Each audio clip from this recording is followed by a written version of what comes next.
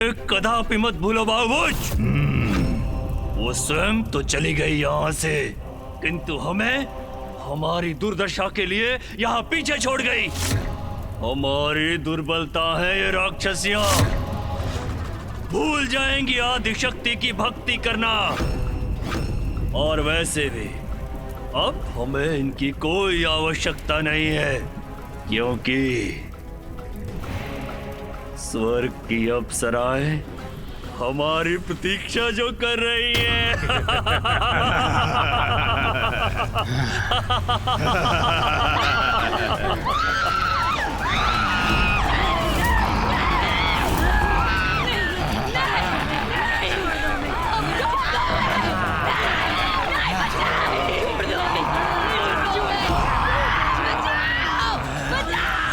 अत्यंत दुष्ट था ना ये राक्षस माता। एक दारुका पर क्रोध के कारण इतना बड़ा अन्याय किया उसने। अपने ही समुदाय की स्त्रियों को, सभी असुर स्त्रियों को इतनी भयानक मृत्यु का दंड दिया। ये भी नहीं सोचा उसे जन्म देने वाली भी एक नारी ही है। दुराचारी राक्षसों में भी इस राक्षस का ये कृत्य, स्त्रियों पर ऐसा आघात तो नीचता की पराकाष्ठा है। असुरों की तामसी प्रवृत्ति यही होती है गणेश। दया, ममता का लेश मात्र भी नहीं होता उनमें, होता है तो एकमात्र अहंकार का अंधकार। दारुक से भी अधिक कुटिल और दुष्ट था एकाक्ष, और जो वो चाहता था उसके लिए वो किसी भी सीमा का उल्लंघन करने के लिए तैयार था।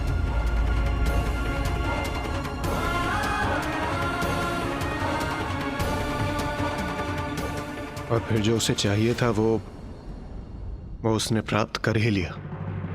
अर्थात एकाक्ष अपने राक्षसों की सेना लेकर स्वर्ग पहुंचा, जिसके कारण ऐसा भूकंपन हुआ कि स्वर्ग ही कंपित हो उठा। देव सभा सभी महत्वपूर्ण विषयों पर विचार कर चुकी है और अन्य समाचार भी संतोषजनक है। पृथ्वी पर संतुलन शांतिपूर्वक स्थापित है। ऋषिगण, स्त्रियां, मनुष्य सभी सुरक्षित हैं और असुरों ने अन्य जीवों के साथ शांतिपूर्वक जीवन व्यतीत करना सीख ही लिया। मैं सहमत हूं इंद्रदेव। दारुक के आतंक के पश्चात पृथ्वी पर शांति के लिए हम निरंतर दृष्टि बनाए हुए हैं। वहां सर्वत्र शांति है।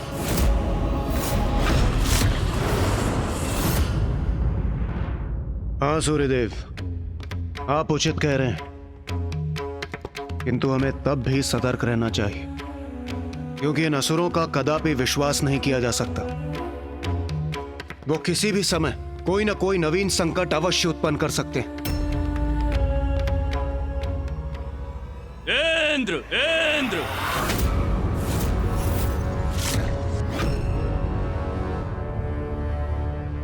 इसका स्वर था ही। स्वर्गलोक का कोई भी वासी मुझे इस प्रकार नहीं पुकार सकता। तो फिर कौन है ये?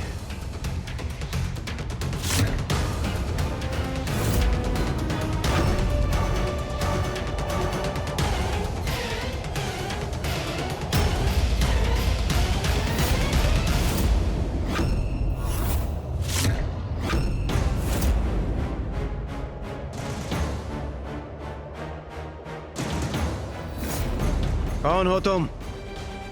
और यहां स्वर्गलोक आकर इतनी धृष्टता से मेरा नाम लेने का दुस्साहस क्यों कर रहे हो?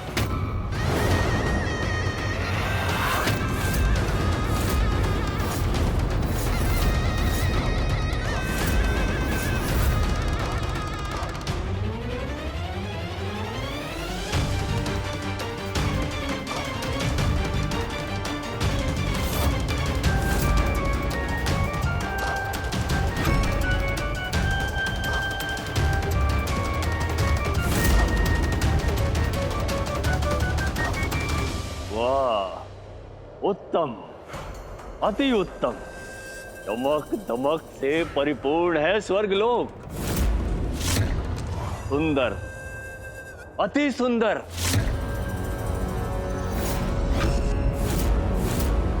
बहुत सुना था स्वर्ग लोक संपन्न है, समृद्ध है, और आज अपने इस एकमात्र नेत्र से देख भी लिया।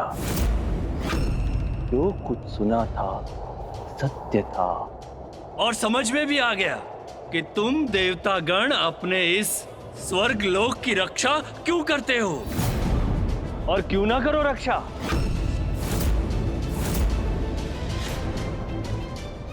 ये दुष्ट क्यों आया है यहाँ? रक्षा करने योग्य सभी कुछ तो है तुम देवताओं के पास। बड़े ठाठ हैं तुम देवताओं के, इतने सुंदर भवन हैं तुम्हारे, आभूषण है, रेशमी वस्त्र है, और शीश पर धारण करने हेतु इतने सुंदर सुंदर मुकुट हैं। स्वादिष्ट भोजन उपलब्ध है यहाँ, और वो जिनसे मैं और मेरे असुर सर्वाधिक मुग्ध हैं, और वो अनेकों अद्भुत सुंदरियां हैं।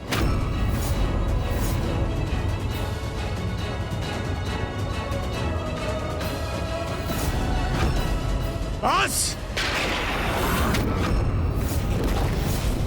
अब ना एक भी शब्द कहना और ना ही एक भी पग आगे बढ़ाना, अन्यथा इसका भीषण परिणाम भुगतना होगा तुम्हें।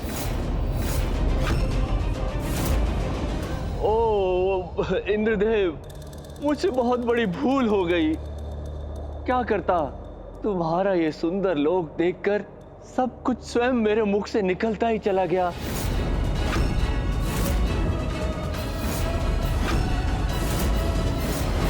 किंतु अब मेरे शब्दों को ध्यान से सुन लो देवताओं। अब तुम्हारे गीदड़ भभकी से भयभीत नहीं होऊंगा मैं, कदापि नहीं।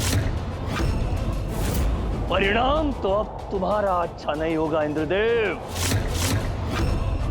क्योंकि अब तुम्हारे राज की इति समाप्ति करूंगा मैं। तुम देवता यहाँ स्वर्ण सिंहासन पर विराजित हो,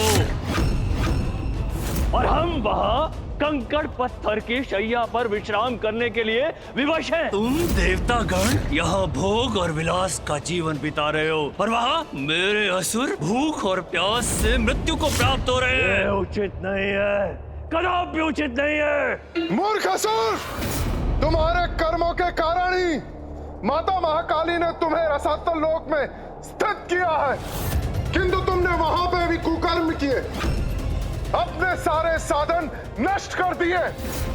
जब तुम ही प्रकृति का निरादर करोगे तो प्रकृति तुम्हारे साथ कैसे रहेगी, और जब प्रकृति नहीं रहेगी तो तुम्हें कष्ट ही कष्ट होगा।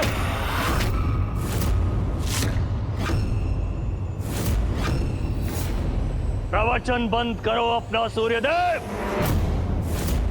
उधर भरा है, इसलिए मुख से ज्ञान फूट रहा है, किंतु भूख लगने पर ज्ञान नहीं, मात्र भोजन की इच्छा होती है, भोजन की। तो ठीक है, परिस्थिति उलट देते हैं। तुम कोमल देवता हमारा स्थान ले लो, और हम असुर रहेंगे स्वर्गलोक में, स्वर्गलोक में, स्वर्गलोक में, स्वर्गलोक में। कदाचित तुम ऐसे मानोगे नहीं। प्रतीत होता है बलपूर्वक मुझे तुम्हें रसातल लोक लौटाना ही होगा।